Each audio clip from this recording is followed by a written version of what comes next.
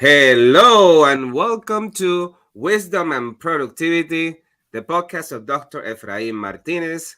I am a principal in search of wisdom, and I have found productivity to be a great tool for success. Today, I have the great and distinguished honor of interviewing Dana Goodier, who is a veteran teacher and current middle school administrator with over 18 years of experience teaching world language and English. Building off her own growth as a teacher, she is dedicated to providing schools with techniques to minimize off task behavior and to increase time on task. An author, blogger, and podcaster. I can't wait to learn from her. Dana Goodier, who are you? Well, thanks for the introduction, Efrion. I'm a passionate educator. I'm somebody who got into education because I have a passion for teaching languages. I'm still highly involved with the state's World Language Teacher Organization as president elect. So, really wanting to teach kids about the cultures of French speaking countries and German speaking countries. And when I got into administration is because, I saw what was happening in a lot of the schools and just the lack of support for teachers. And so I really, wanted to step into that role to help not only the staff, but also the culture of the school, which trickles down from the leadership to the students via the teachers. So I'm happy to be here today and talk shop. Beautiful. Thank you so much. Dana, can you walk us through your professional journey up to this point? Well, um, so I write blogs for Teach Better Team, and I remember at the beginning of we just ended, the 22-23 school year, at least here in Colorado. I know some people are still going, but at the beginning of this school year, I wrote a blog post about 20 years in K-12 education. So I've been in education for 23 years, but I taught for a couple of years at the grad school. I was a grad school intern, so taught a couple of years. English for people who were learning pedagogy to be English teachers in French speaking Quebec in Canada. And then I went in, came to Colorado 21 years ago now and started teaching French. So I taught French for about 13 years. And during that time, I was in a department chair, two different high schools. I worked as a gifted, talented co-coordinator, and really took an interest in attendance as a teacher. So the last high school I taught at, we did standards based grading. And that was like you hit learning targets basically whenever during the semester at your own pace. But for the students who had significant absences, it was very hard to help them get caught up learning the different skills in French 1 and French 2. So, I was always involved in attendance committees and trying to find ways to keep students in class and also out of the hallways and really engaging students. So my last regular teaching was about 8 years ago, and then that trickled over to being an administrator. So working a lot with families and supporting them and getting their students to come to school, and also helping teachers in the classroom, as you mentioned in my bio.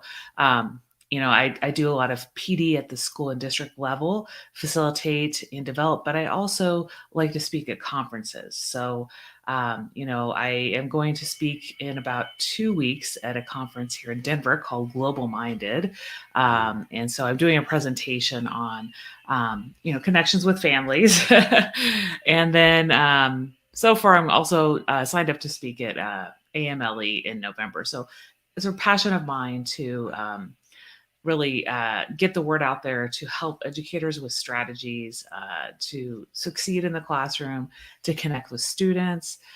So also, you mentioned I'm a podcaster. I've hosted the Out of the Trenches podcast for a little over 3 years now. So I'm really excited to be on somebody else's podcast. And I also had you on mine.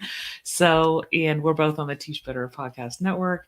I've been blogging since about December of 2020 with the Teach Better team also. So I really like providing that content to educators and, just kind of reflecting on my day. So, I wrote a blog post the other day when it was the last day of school, kind of asking readers to kind of reflect on the year that's passed. So, yeah, I'm excited What to are kind of talk. what are Yeah. some of your reflections of this past year?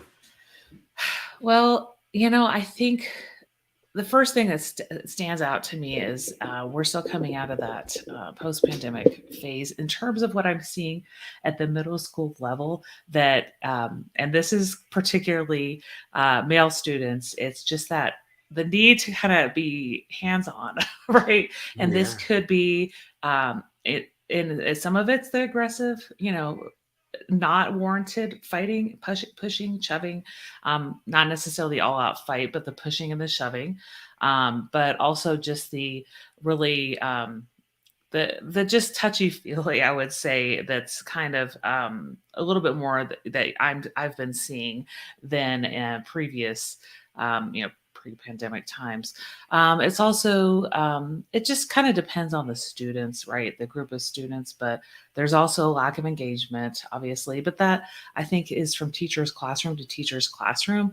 How many students are going to be pulling up games while they're working on the computer, right?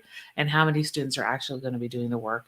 At the middle school level, kids do not, take their grade as seriously because it's not going towards the GPA, towards college and career. So, some teachers that I support have been working on projects at the beginning of the year, or the end of the year, sorry, and then they were a lot of students at the end of the year just didn't have that, right? And they had like 3 weeks to work on the project, right? So students really not taking accountability for doing work that had plenty of time provided to them. So those are the negative things that stand out. But also I think teachers are coming, the positive things are teachers are coming a lot more together to support one another.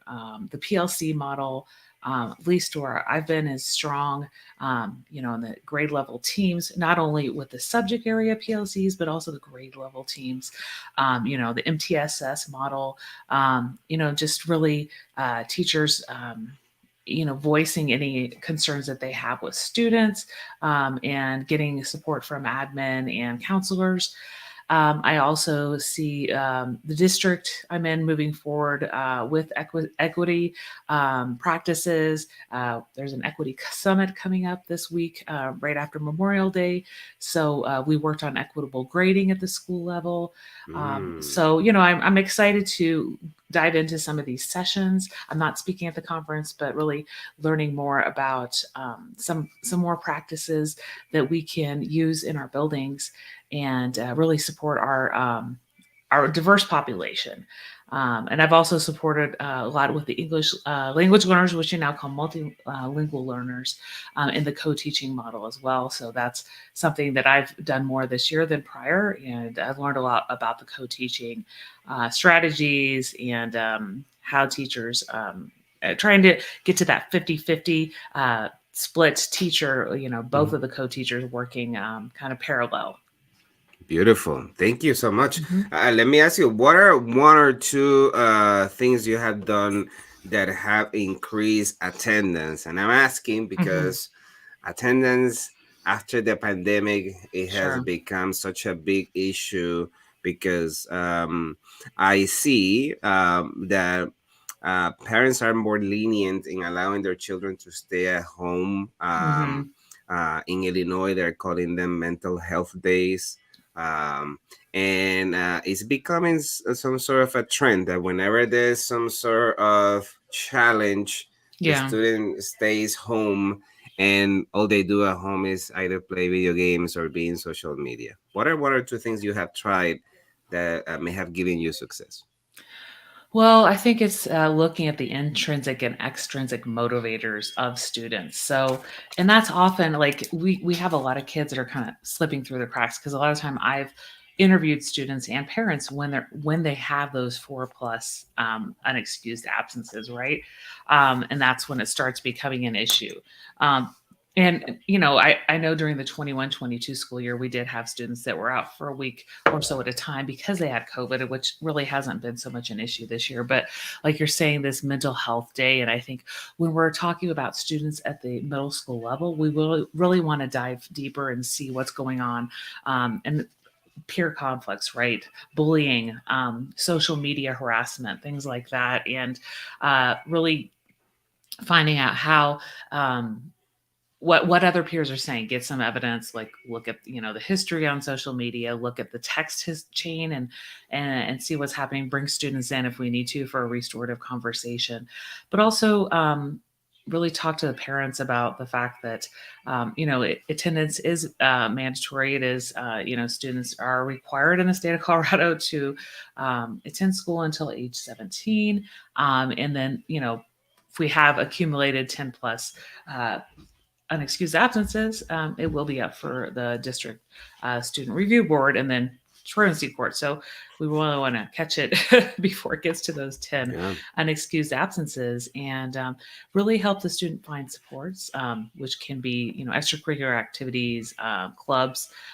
Plug them in with web leaders if they're we're at the beginning of the year and they're new students. But at the school I'm at, there's been a lot of students coming in throughout the year. And since I said I do support the multilingual learners, a lot of those students are, not fluent in English. So plugging them in with buddies, right? A lot of the time, buddies that speak the language that they speak, and also any students that might not be the multilingual learners, but also we also always have these students that they shadow for a day when they're coming to the school as a new student, and then making sure that all the teachers are aware kind of where they're coming from, whether it's an international student or a student that's just coming from another school or district.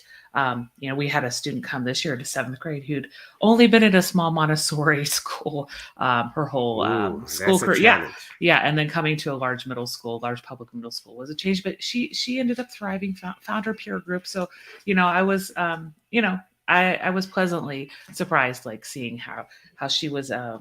She was a very, very good worker and, great student, but also seeing that she found her a space at such a different setting than what she was used to. Beautiful. Thank you so much. Hmm. So Dana, like in Back to the Future, if you Yeah. could go back at any of the positions you have held in the past, Hmm. what would the Dana of today say to the Dana of back then? Oh gosh. Ah, I guess, it's going back to that blog post I wrote about 20 years ago. My first public school teaching gig in 220 or 2002, 2003.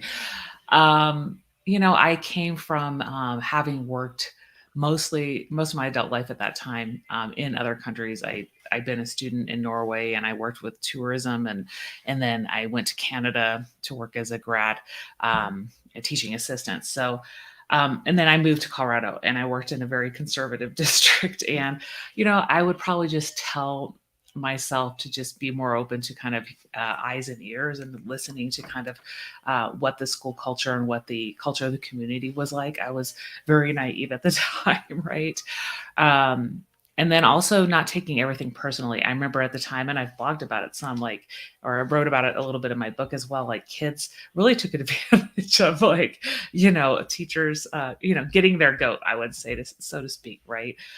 With some of that classroom management. And though you learn about classroom management in teacher prep program, I'd been out of the teacher prep program for a couple of years at that point. Mm, So, and I'd done my student teaching at an IB magnet school, and then here I was at a regular public school with a transient population and kids that, not always choosing to take a second language. So I just remember I had a lot of classroom management issues, kids that, wanted to get a reaction out of me, right? And I think when you're mm. a new teacher, if you haven't had um, a similar student teaching experience to what you're doing when you are hired as a teacher, it can be a huge transition. So I probably just tell myself to maybe observe more teachers than other.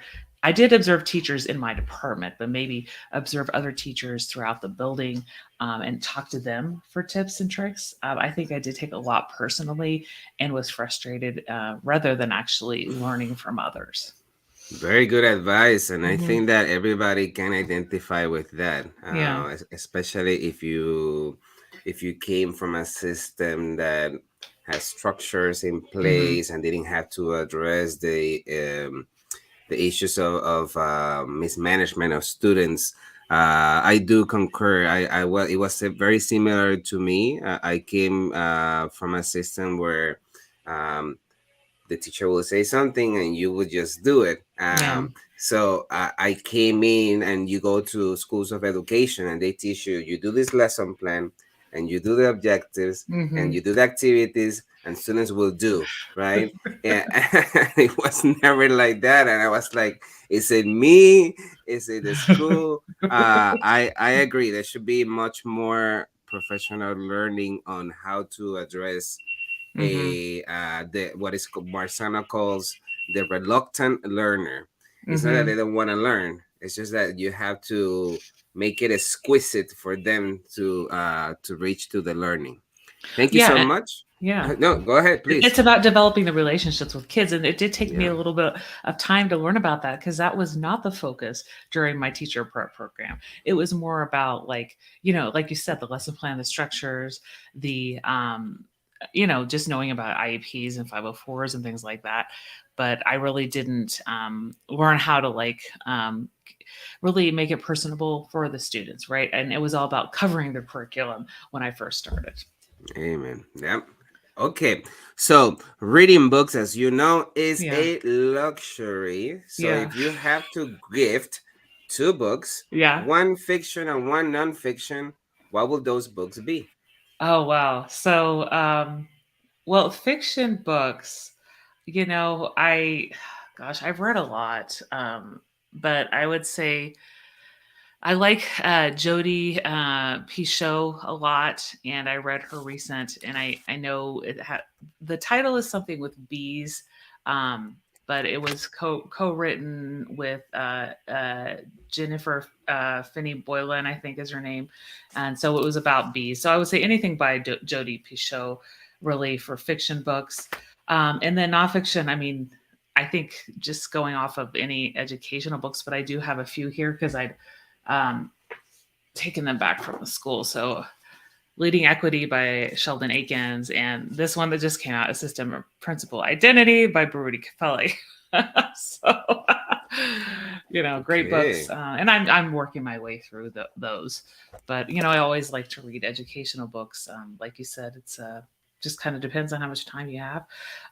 Right now in the mastermind I'm in, we're reading it's Defining Disability, I think is the name, and I can't come up. I don't have the book in front of me right now, but I can't come up with the author's name. But it's really simple to read. It's just about kind of the history of disability and what is the etiquette to use with disabled people, and just kind of how disability is treated in America. So I think that's an eye opener. For the viewers and listeners of the Hmm. show, can you tell us what a mastermind class is Hmm. and why one should join it? Yeah, so I participate in two masterminds. So I'll talk about the Teach Better Team one. So on Tuesday mornings, 7 a.m. my time is the Teach Better Mastermind, and it's really just there. Every month we have a theme. So it could be evaluations and teacher coaching. It could be recruitment and retention. And then we basically have some prompting questions around that theme, and it's a 45-minute group of leaders who just answer questions and get feedback from one another. And really, it's a good way to start that Tuesday morning once a week. I'm in another one through Better Leaders, Better Schools, and in that book, in that mastermind, we do read books, like I mentioned, this one on defining disability, and we dive into some of the themes in the books. We read, few chapters at a time, and have some guiding questions. So that's half the time of the hour-long mastermind, and then the other half of the hour, we have a hot seat. So we have members who rotate, and somebody's on the hot seat, so they come with a challenge that they're having in their leadership role, and people give some feedback and advice. And For the book study, usually we have people rotate as a facilitator as well, so we can get different people's ideas on how they'd like to approach those book questions, or maybe show a video or something in terms of the book discussion. So yeah, I really get a lot out of those two masterminds, and I think everybody, whether they're currently in a leadership position or they're looking to be an aspiring leader, or they're in a teacher leader role in their school, should join some type of a mastermind. The Mastermind with Teach Better team is free. Just sign up on the Teach Better website. Beautiful. Thank you so much. Hmm. No excuse to not keep your learning. Yeah. Very good. Awesome. So tell me, who is or who are your biggest influences? Wow. I would definitely say Baruti Kafele, because I showed his book, and he's pumping out those books, usually once a year on, he's really taken off with his assistant principal virtual leadership academy, and just the themes that he's explored. I mean, he's explored equity. He's explored a lot about how the assistant principal role has often been the role of the disciplinarian, and how it needs to be more instructional leadership. And that's something that I've viewed for many years as has been an issue, right? That we really need to focus on developing our teachers and getting into classrooms. And then I would say the other influence is Danny Bauer of Better Leaders, Better Schools, who's my friend. I've been connected with him for about 4.5 years now, and just what he does to support leaders. And I mean, he has a lot of, not only the masterminds, but and he has another book coming out now on Entry plan. yeah, entry plan. Mhm. Thank you. And I just had him you last just week in interviewed the him. yes, Yeah, yeah, I yes. did too. Mhm. So, and how he just, I mean, he runs small cohorts on different topics, and, supporting just the challenges of the job in school administration, and connecting leaders as well, through masterminds, and just through the different web offerings that he has on social media. So, yeah, those two, I definitely get a lot of content and learning from them throughout the week. Beautiful. Thank you so Hmm. much. Kudos to Barudi and Danny, awesome Hmm. influencers in the field of education and beyond. So, Dana, how do you address this thing called imposter syndrome when we feel that we might not be good enough to do something, or competent enough, or just worthy enough?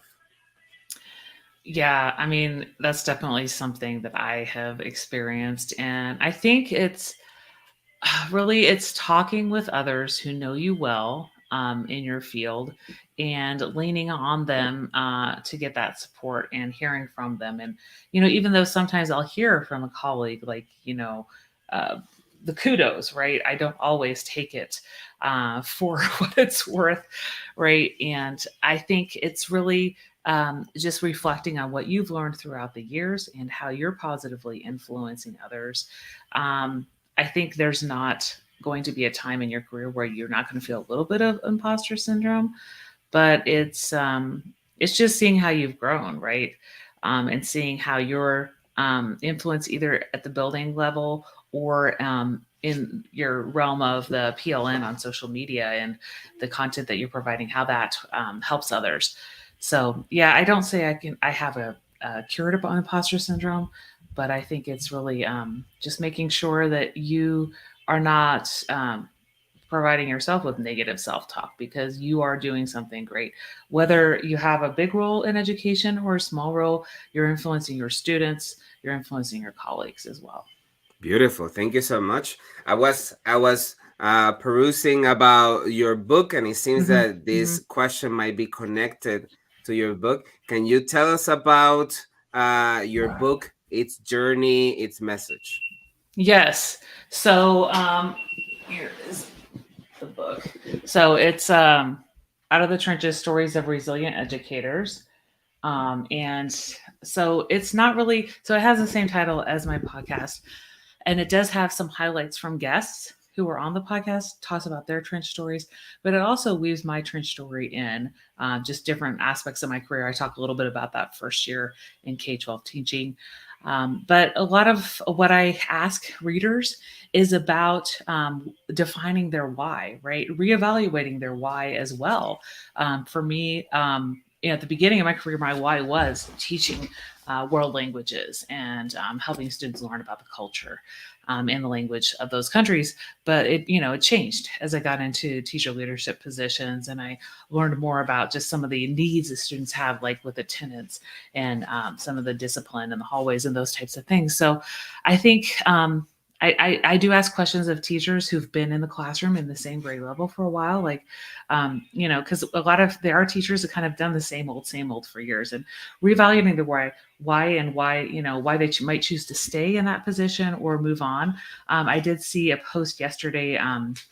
Chris, who's the Unlock the Middle, one of the co-hosts, he just put out. I mean, after 20 years as a principal in the same middle school, he's moving on to a high school. So and that's like he's redefining his why, right? He's growing, and I think we can all grow. It might not be changing positions, but it's just maybe finding other like duties if you're a teacher, like maybe coaching or sponsoring a club, right? And it could also be maybe helping in education in other ways, if in terms of speaking more at conferences, being a part of a professional organization, things like that. And I think the pandemic was a reset button for a lot of us. There were a lot of people who left education, but I think we don't want people necessarily to leave education, but if they're not happy in their current role, it's really finding what can make you grow and surround yourself by those people. Beautiful. Thank you so much for Hmm. sharing that. Before I ask you about your productivity, Hmm. let's praise the Teach Better community. This podcast is a proud member of the Teach Better Podcast Network. Better today, better tomorrow, and the podcast to get you there. Explore more podcasts at www.teachbetterpodcastnetwork.com. Now let's get back to the episode. So, as you know, Dana, being successful in any field includes being on top of our productivity, but this means different things for different people. What Hmm. does it mean to you? I think it's really having organized schedule and knowing what you're doing throughout the day. In school administration, things come up, but if you have that time that you're sharing with your admin assistant, that this is the administrative time. This is when I'm going to check emails, complete paperwork, finish teacher evaluations, those types of things. That's the undisturbed time I need to be in my office, right? And then I plan for a block of time where I'm going to be in classrooms. So getting in, making that a priority every day. There's going to be fires to put out throughout the day, but I think the more that I'm in the classrooms and visible in the building, the less fires there will be to put out, right? An Mhm. administrator's job is, unpredictable. But I think if we can have some of our tasks delegated, right, like you said, to having these forms ready for signature, having a lot of things printed out beforehand. If there's phone calls, making sure that we have an admin assistant we can trust to get the right information from parents or stakeholders.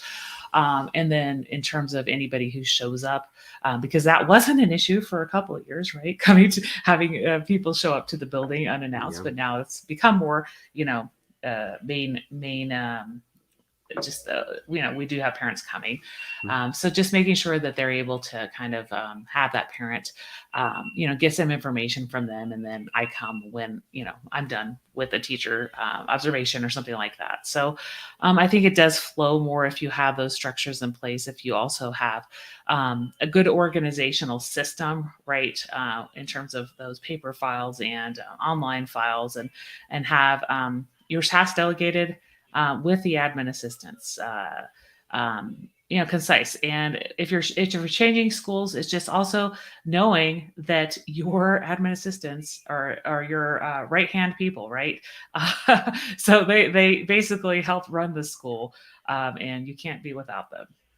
Beautiful. I'm in the process of transitioning to Uh huh. a new school in the Yeah. fall. Okay. Um, what advice would you give people like me who want to quote unquote train Yeah. administrative assistants to work with you? What advice will you provide? Well, first of all, I think one of the most important things is to make sure that they are people people, right? That because they're the face of the school when we have parents or stakeholders come in. So really see how they're interacting when somebody's coming in person or on the phone. Unfortunately, we do discover sometimes there has been a negative interaction, and we get that later from the parent, right? So really, it could be just simply going through some role play scenarios on how to react to some different things that parents or stakeholders might say. And then also really talking with them through some of the systems in terms of like, what do they do if, teacher really needs to see you right away.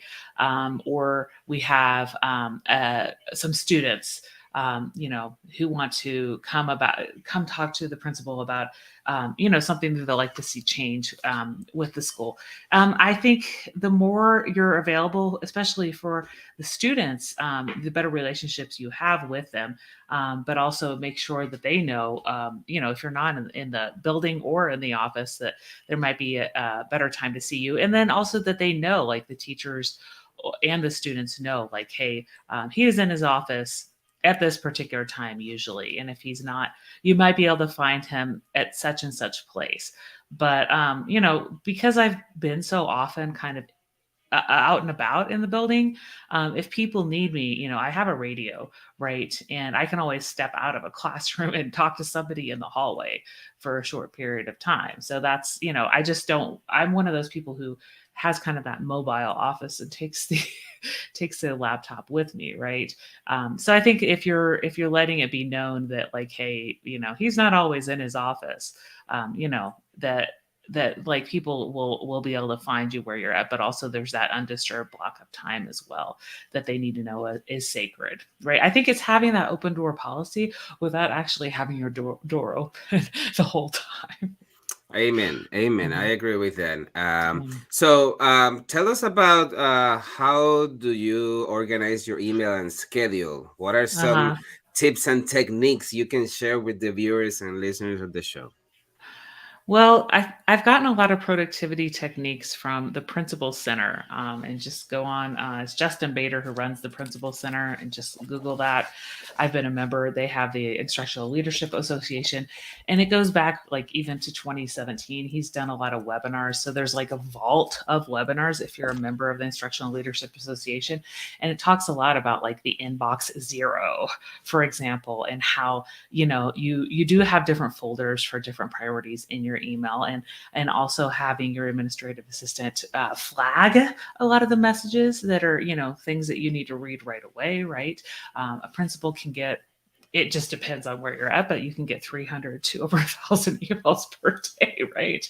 So it's, a lot of those emails can be just I wouldn't say always spam, but just companies that are looking for, you to buy their books, or, you could have a lot of community members that want to come and, pitch something, right? So it's having somebody organize those in order of productivity and or order of priority and what you need to see right away versus what really can just go to the junk mail folder. And so the inbox zero, I would highly recommend. And also, I think Danny Bauer's given a lot of different talks throughout the years as well on productivity and having a schedule in place. I think he talks a lot, and he's gotten this from the business world as well. But having the daily a startup routine and a wind down routine, right?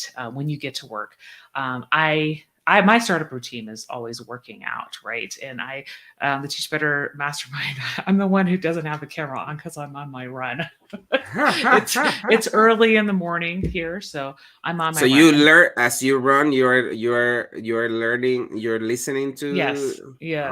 And I'll wow. join in Okay. on the chat sometimes or unmute. Okay. But it's the startup routine for me is the exercise, and then Mhm. it's getting into the building, taking care of some of those administrative tasks right before the students arrive.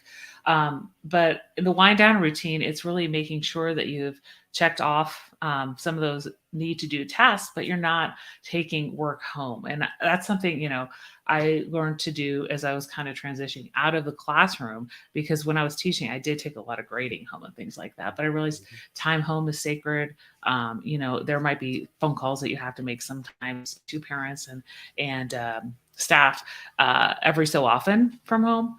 but and sometimes answer emails, but really trying to keep that minimal. And then having also those set time frames that you're going to have those breaks, right? The brain kids need brain breaks, and so do adults, right? So like getting some fresh air. And you know, if you have several buildings on your campus, that's easy because you're going from one building to another. But also just taking a walk break with a student outside goes a Mm. long way. Like if you need to dysregulate a student, you know, having them go and just dribble a ball or, you know, play catch with them outside helps a lot. You know, kind of with that conversation piece Yeah, and really absolutely. enjoying the weather. And then duties, like I see that as kind of that brain break as well. If you're outside supervising kiddos or greeting them in the morning and just kind of greeting the day, right? You're helping them get off the bus, but you're also getting that outside time as well because, you know, I'm in Colorado and I like to appreciate the sunlight that we have because we have so many days of sunshine and usually nice weather. So that helps you have a more positive day, I think, is just getting a little bit of that sunlight rather than just being cooped up in the building all day. Beautiful. Thank you so much. So let's talk about the productivity side of Mhm. writing a book. Yeah. What lessons do you learn about writing a book, and what recommendations do you have for those of us who are thinking about getting to write? Well, I think once you've signed a contract, so I know some people have already written a book or most of their book before they sign a contract. I had actually only written a few chapters and I had an outline and then I signed the contract. So I had a book to write and I needed to put aside time to, you know, develop the book. So for me, it was setting a goal because I completed a capstone project of the my doctorate. I would say 2 years prior to that. So I'd kind of used some of the same tools that I did during the writing of my capstone and my research. And I just made sure that I spent a certain amount of time per day writing.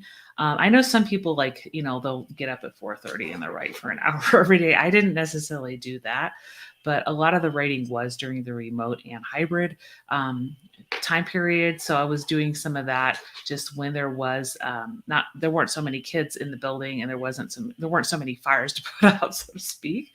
So it did give me a little bit more productivity time during the day to write, but also writing when the, you know, thoughts come to you, which I do now for blogging. And you have that moment. I know Dave Schmittou, he does a lot of his writing by just talking into the voice recording app on his phone. I didn't do it like that, but I did also take some time during the weekends. I did take a weekend away from my family to write, and I got a lot of writing done. And then I had a goal of how many words I was going to do during certain months, and like what it was going to look like from the time I signed my contract in early August to early November. So like the 90-day goal, right? And Mm. then, you know, having a little bit of that body together, and then going with my publisher and then finding out like what were some gaps that I needed to fill, and then revisiting that like 3 months afterwards, and just getting some feedback from other people. I remember talking with Jeff Gargis and um, I think also Josh Stamper. I talked to him as well, and some other authors, just kind of on how to get like more of the writing flowing, so to speak. So, and I think it's like it does take time. You know, it can take several years to get the body of the book written. It just depends kind of what your goals are in terms of when you want it to go into the editing queue with your publisher as well. I was lucky enough to got a contract with my publisher early enough when they were kind of just kicking off, and now they have a lot of people who've signed contracts, so the editing queue is longer. But there was a long time to wait in that queue, and then finally when I got to editing, it did take a few months. So it is like, know that once you have your manuscript done, it's still going to take a while before the book actually comes out. So be patient. I think patience is the key once you've finished your manuscript and it's all kind of in the hands of the publisher. How does one find a publisher? Well, I think it's reaching out, right? It's kind of that cold calling situation. If you have a finished manuscript, you can always, ask for a meeting with publishers. I mean, we have several educational publishers out there: EduMatch, Codebreaker, Road to Awesome, and it's requesting a meeting is giving them an idea of what you have or something that you like to write, or ideas about a book, and hearing if that's something that they're interested in. But it's like letting go of that imposter syndrome as well, right?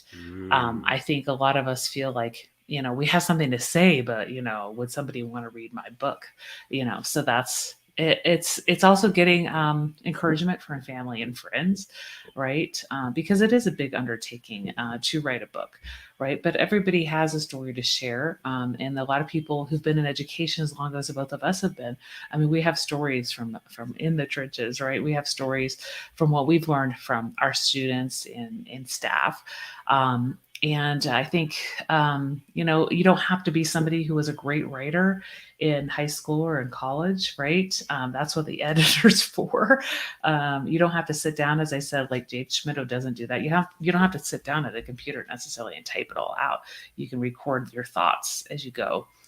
But doing it in your way, and also a lot of people, it helps not having that time frame and just getting the ideas together once you've once an editor's picked up on your idea, or just working on the book first and then pitching it to an editor when you have a semi-finished manuscript at least.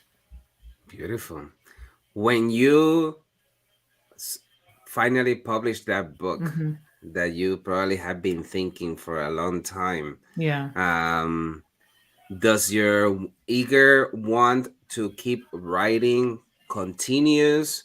Does it feel like, sometimes I feel that if I sit down to write a book, then I'm gonna have nothing else to say? What is the Mm-hmm. feeling of being able to finally publish something, and what happens the next day? Well, I'd been waiting for a while after I finished a manuscript for it to be published. So I don't think I would say that I was eager to write another book right away, because I still write the blogs and I put out the podcast content. So I think I have a lot of those spaces to fill my bucket. I mean, a lot of people do write a second book and follow up books. So I'm not closing out that possibility at some point. Um, I think it's like running a marathon or any other type of race. Like, you've worked up towards that goal and then you want to do another one. But it's also really thinking in due time, right? When is the best time to do this other race? When does it work in your schedule? And also, what are some ideas in terms of writing that you can get together that will serve others? So I think right now I'm at that point where I'm just, as I mentioned, some of those titles, just soaking up learning from others. I like putting out the blog post a couple times a month and then serving my school community. So, maybe 3 to 5 years from now, I wouldn't mind putting together ideas for another book. But I know some people crank them out every year, and, I think I'll wait a little bit. Beautiful, thank you. And talk to us about your podcasting journey. Mhm. What I mean, of all the things that you do, you decide I'm also going to work on a podcast. And tell us about what lessons have you learned? Yeah. So I started my podcast during the pandemic, and it wasn't just I had extra time and thought about starting a podcast. It was also because I'd been thinking for about 9 months prior to that about starting a podcast. I was working on my doctorate at the time. I reached out to Danny Bauer, who's helped a lot of people get their podcast launched, and talked to them about equipment and things like that. So I decided to just launch it. And I knew like I wanted something to do with the trenches, because we're all going through trench periods during our educational journey. And being in the trenches is a positive connotation for some people, but also it can be something we want to get out of because it's that difficult time. So I talk about that in the book as well. Like, what does the trenches mean to you? And then, like, my premise is I always ask the guest, tell me about a time when you were in the trenches and managed to crawl out. So I like hearing other people's stories. And really, when I got started, first couple guests were people that I'd worked with, colleagues, and heard a lot from them. And then I got some suggestions for other guests. I was connected to some people on Twitter at the time, but I got connected to a lot more. And through that journey, I also heard about a lot of people on the Teach Better team, and other people that I've been connected to and other authors. So it's really, I would say probably without the podcast, I would not have been connected to so many people that I'm connected to now. And now I'm also thinking about like doing some second episodes with some of my previous guests, because I've had, at this point, I've put out 238 episodes, but I've recorded about 30 more than that. So I've had like 260 guests, or some guests have been repeat guests. So I think also just reaching out. I reached out to Casey Jakobski the other day, who's just put out a new book. So he'll record with me in August. So I think also like really seeing kind of what have some of these people done that I haven't recorded with in a couple of years, and then having them back on again is good. So yeah, I think it's something I'm going to keep doing. Sometimes I have more time than others. Now that school's out, I'll have more time to record, but it ebbs and flows. I have a good stock of episodes, so I let people know there is going to be a little bit of time between recording through when it's actually published. But Okay. yeah.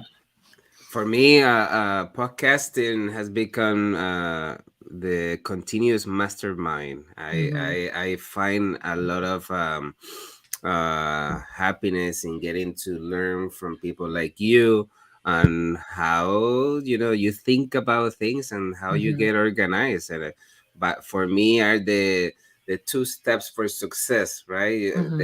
They have to connect with your why, your productivity, and your wisdom. Mm-hmm. So, you mentioned several times your blogging journey. What lessons have you learned about blogging, and why do you blog? Well, I think the lessons I've learned is that there's always a story to share. Something that can be very minute, right? That I experience during the day can also be a thought for other people to learn from, right? So I sometimes just blog about like an interaction that I had with a colleague or a student, right? Or a kindness that was reciprocated through a stranger. So I think it helped that I'd been writing a book at the time when I started blogging, and that I've done. It's not the same as academic writing at all, but I put out a few blogs on my website many years prior to that. So it's just being able to make sure that you're fine with putting your ideas out there to a larger group, because being on the Teach Better as a guest blogger, it's going to be a larger group than just if you publish blogs on your website. Mhm. So, but I think kind of thinking of, I don't go with themes. I know a lot of bloggers do. They'll like Teach Happier blog, for example, or, I know Alex Valenchek, he does like subbing, blogs about subbing. So I just blog about kind of what comes to me. But I think it's really having that community of people who are also blogging, reading their blogs. I like to read through the blogs and share out other people's blogs. And then also giving like kind of steps for the people who are reading of what they can think about. Like the other day I said I wrote about reflecting on the year, some of those things that they can reflect on. So having it be a takeaway, having it be a short read, yet things to take away from that article. Awesome. And finally, tell us about, you mentioned you run. Tell us Mm-hmm. about your why do you exercise, and Uh-huh. what is your routine? Tell us about it. Yeah, so I had started running for a little bit, like in 2011 with a mom's group. And I did a 5K then, but then that was it. We trained for a 5K and then I let it go. So I started running again in 2016. I was going through a difficult time, and I'm like, I really need to just, be diligent about this, because it's about starting a new habit, right? It's like, you don't want to, but it's like, okay, I'm going to do this. I'm going to run a mile or however long. And I didn't really consult the training plan when I started. I just said, I'm going to set aside this time. I downloaded an app. And I just got into it. I did start out in 2016 with a lot of 5Ks, and then I moved on kind of end of 16, early 17 with more 10Ks. So I worked up the distance. And then I did, I think even in the spring of 17, I did like 25Ks, which is like 15 miles, and half marathons the following fall. So I worked up the distance pretty quickly.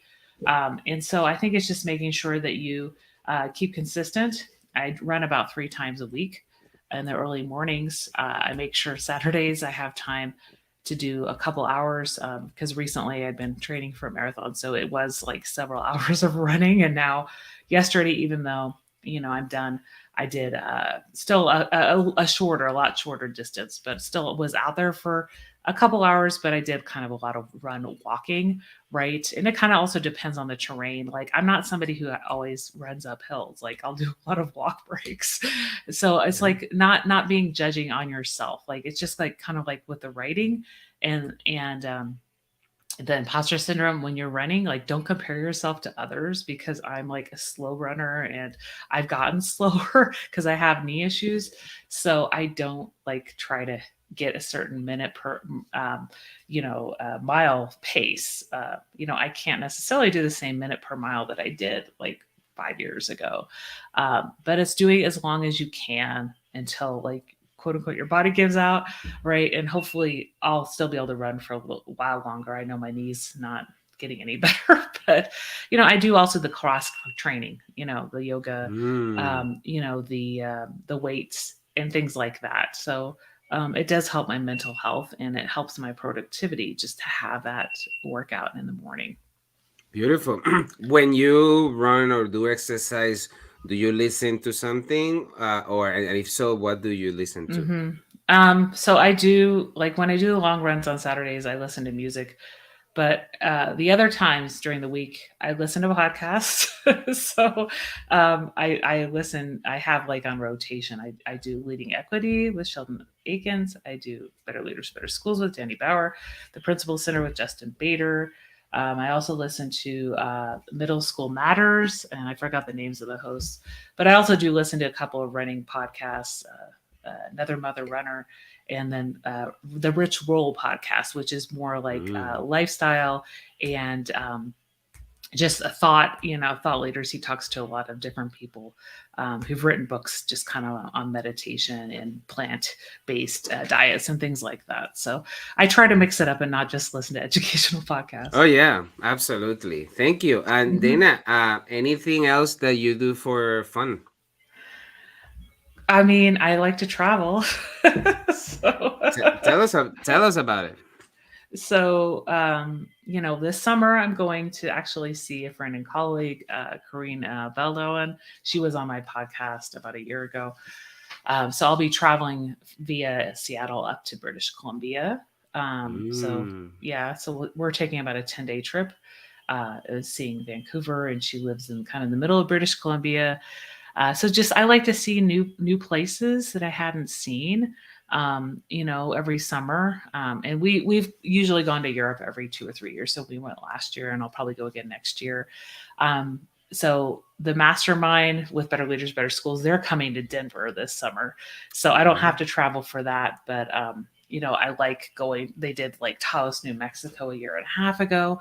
So if it's a short retreat that's not too far away, I like going to those things.